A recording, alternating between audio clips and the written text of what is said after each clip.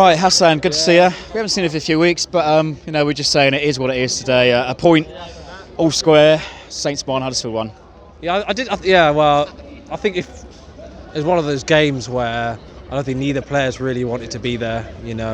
Apart from a moment of magic from Redmond and a moment of madness from Angus Gunn, I can't remember much, in that game at all. I think ever since Bournemouth a few weeks ago, we secured our safety. Apart from that, it's been Huddersfield and last week against West Ham. The players already on the beach, which is a shame because it was a Category A game.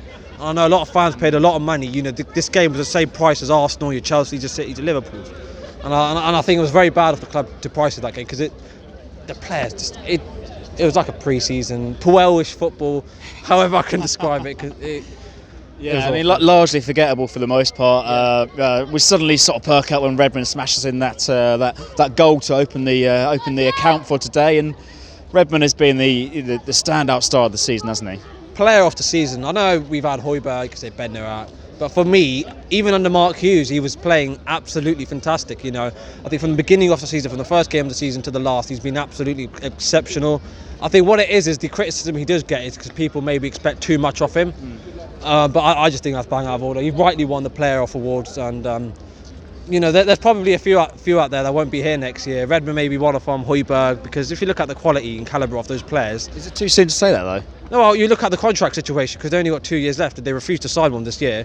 I'm sure the club don't want to leave it till next summer when you've only got a year left and you're getting peanuts for those players. So a decision needs to be made. Obviously, I would love to keep both of them and them to sign a new contract.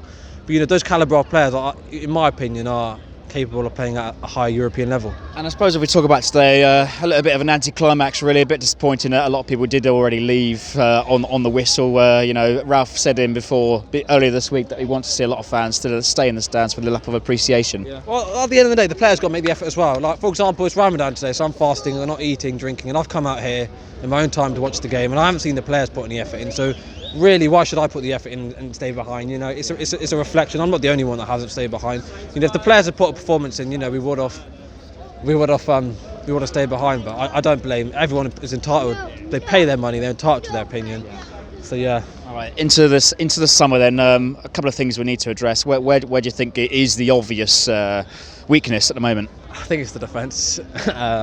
I'm quite happy with the midfield, but obviously that depends on players that come and go. We've got a few good loan players out on loan. I'd like to see Sofiane Boufal come back, possibly give it a go.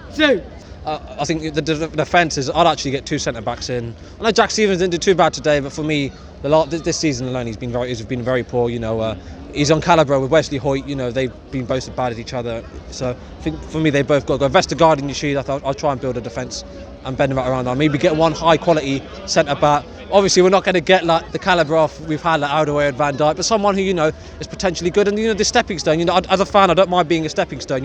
We all witness in the week because it's something like 9 or 10 ex-Southampton players in the Champions League final.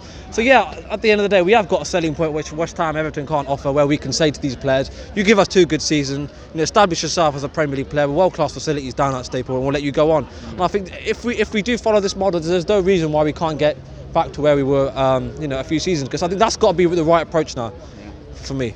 Good to see you, Hassan, and we'll see you next season.